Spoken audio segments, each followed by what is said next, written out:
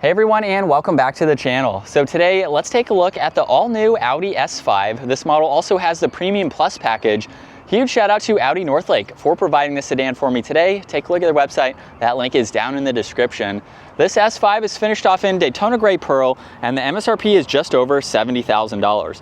Now this is powered by the 3-liter turbocharged V6. It's also paired to the 7-speed automatic. It pumps out 362 horsepower, 406 pound-feet of torque.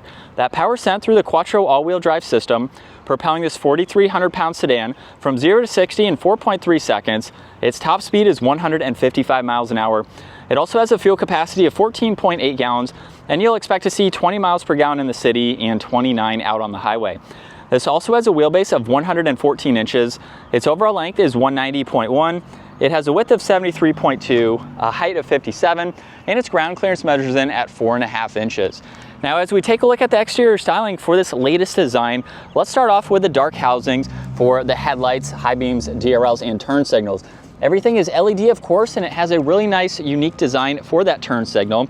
There's also the latest Audi badge right in the middle with gray and the black accents. There's also a forward-facing camera, more gloss black accents throughout that grille. It's even on the surround too, where there's plenty of cutouts to provide additional cooling. Now there's also some large gloss black inlets on both sides where you can see a little bit of that tire there. And then there's sensors down below for the distance pacing and all of that tech. And then really neat curvatures and indentions coming down the hood on both sides to give it a nice look. Now, as we work our way to the side, this model has the optional 20-inch wheels with a two-tone design. There's also the red S-line brakes there. There's more gloss black accents for the lower side skirt. It's even on the power folding side mirrors, where there's also a camera and a turn signal. You'll notice more gloss black for all the window trim, and this even features a full panoramic roof. You'll see from the inside there's no sunshade, so it's an open glass design there, which I think gives it a cool look.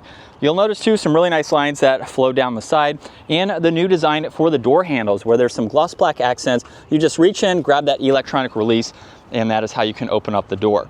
Now in back, there's a small gloss black spoiler. There's LEDs with that bar that runs right through the trunk, giving it a great look.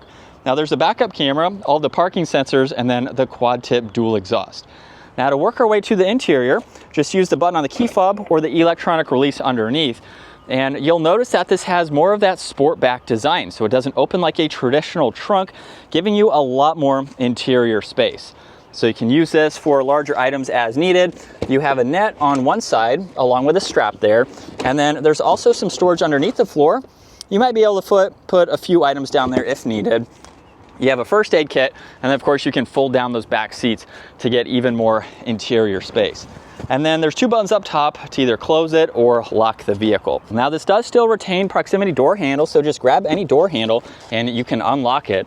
Where this model has some Alcantara along with matte black accents. There's storage in the lower section there, and then Bang & Olufsen for your audio, even some ambient lighting in those brushed accents. And then you'll notice a combination of leather and Alcantara for these seats.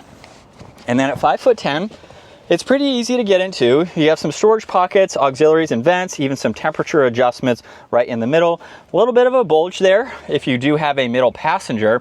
But at 5'10", I have maybe a less than ½ inch or so of headroom. I can sit up and be comfortable. If you're any taller than me, it might be a little bit tight, but it is still doable for adults to ride in the back. Now you have the armrest with cup holders, and you can even fold this middle seat down individually if you need a little bit more space. You do have that small cargo window right there to help assist seeing around this pillar here, which is nice. And then up front, the door panel has a really cool design with some carbon fiber accents. You have more of the Alcantara, and then this large panel here that has multiple operations. There's memory seating adjustments, side mirror controls, headlights, lock and unlock. Window controls are around the grab handle here, so you can see those right there. There's a trunk release and then more storage. And then you do get automatic front seats with the S badge up top and that same design between the leather and Alcantara.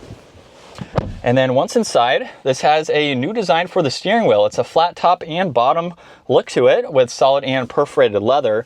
But let's start this up and take a listen to how it sounds.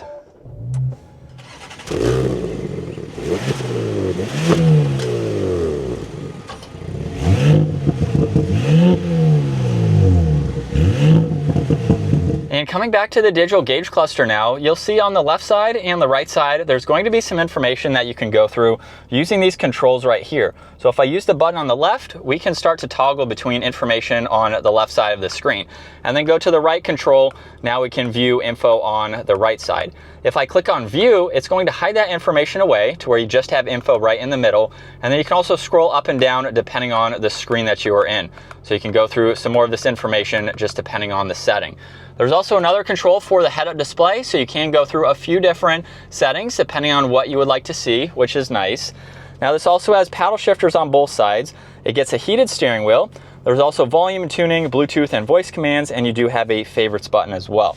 Then you have your cruise and distance pacing stock. There's storage on the left side. You have more Alcantara along with one air vent. And then working our way to the infotainment system, on this left side, all of this information is going to be fixed. So you can quickly get into all of it. You have Apple CarPlay, Android Auto, a few other icons that you can monitor. You can get into your phone when that is paired.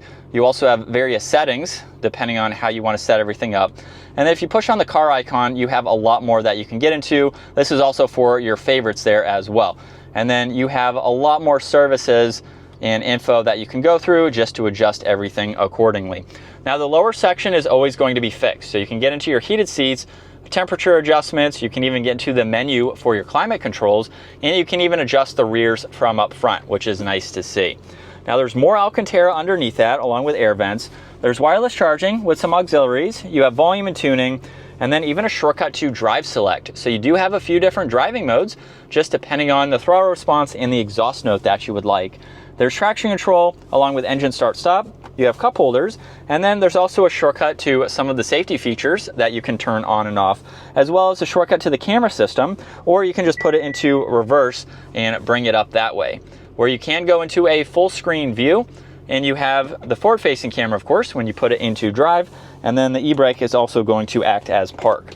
Now you do have a little bit of storage in the armrest, and you can also adjust it at certain heights, just depending on where you would like to lock it, which is nice. And then on the passenger side, you do get a glove box down below, and then this particular model does not have the passenger screen, so it's just going to be a large gloss black accent, nicely integrated into the middle here. And then up top, you'll notice there's controls for the dome lights, and this button right here acts as the control if this had an actual sunshade.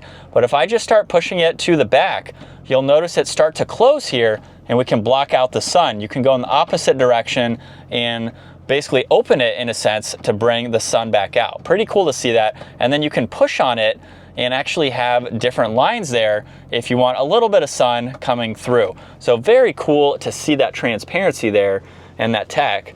And then here's a look at visibility, where it's pretty easy to see over both shoulders. So you have a lot of glass, making it easy. So jumping behind the wheel now for the new S5, I really like this sedan. This has a really sharp exterior design, and the interior is growing on me. I have been able to film a few of the new models for the US market. They all do have a similar look to them. All of the materials are going to be slightly different just depending on the trim level that you go with, but this interior is starting to grow on me the more that I drive these cars.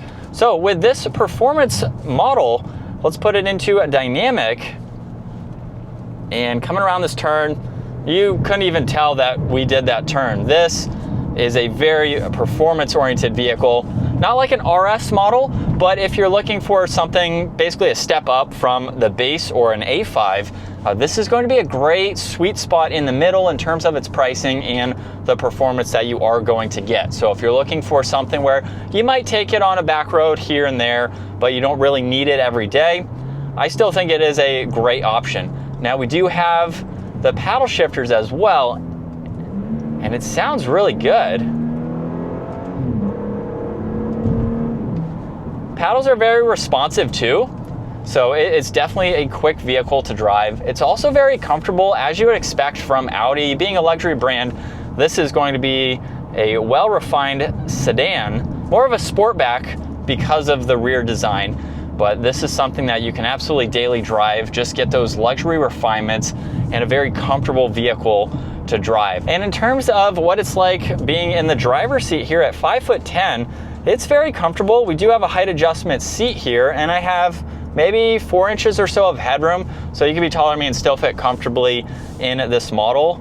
And as we come up to another turn, It handles so well. You have the all-wheel drive to give it that additional grip and a good bit of power for this model. And we're still in dynamic mode, second gear, here we go.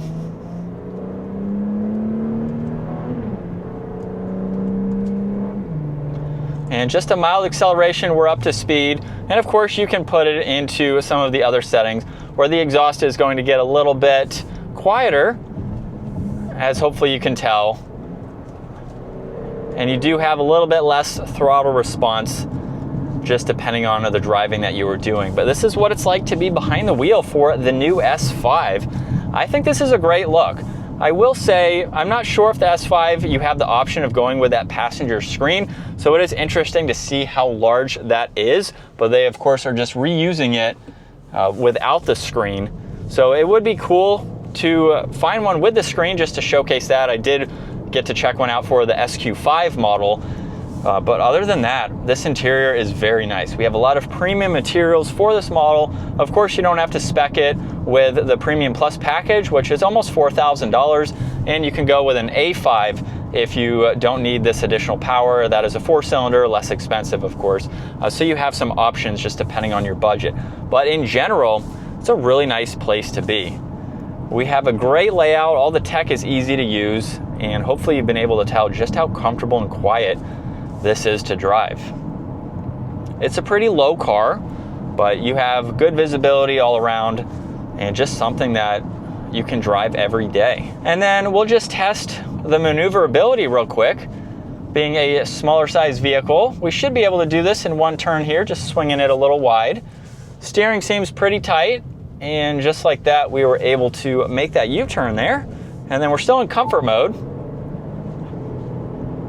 But even in comfort, we're able to get up and go. Hopefully you heard there was no exhaust note, as it is much quieter.